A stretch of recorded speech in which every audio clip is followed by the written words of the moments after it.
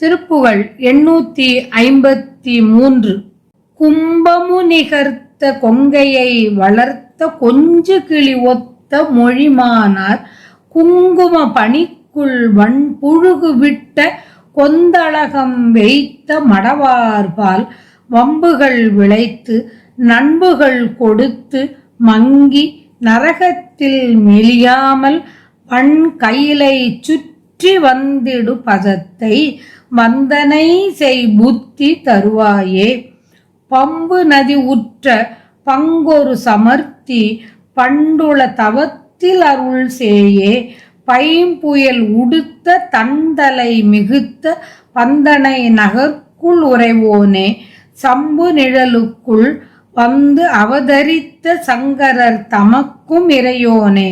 சங்கணி கரத்தர் உம்பர் பயமுற்ற சஞ்சலம் அறுத்த பெருமாளே.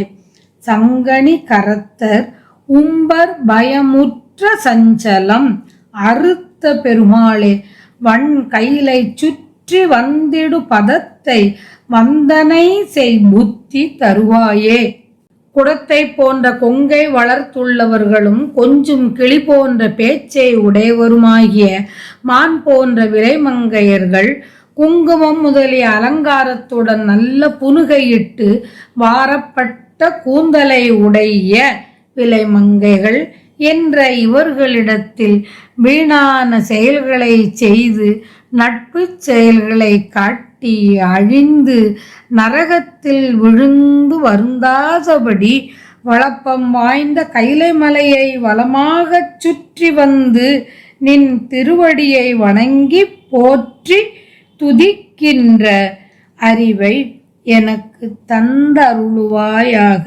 ஜடையில் பொருந்தி இருக்கின்ற கங்கை நதி இடபாகத்தில் பொருந்தி உள்ள சாமர்த்தியம் உடைய பார்வதி இருவர் தந்த பழமையான தவப்பேற்றால் பெற்ற குழந்தையே.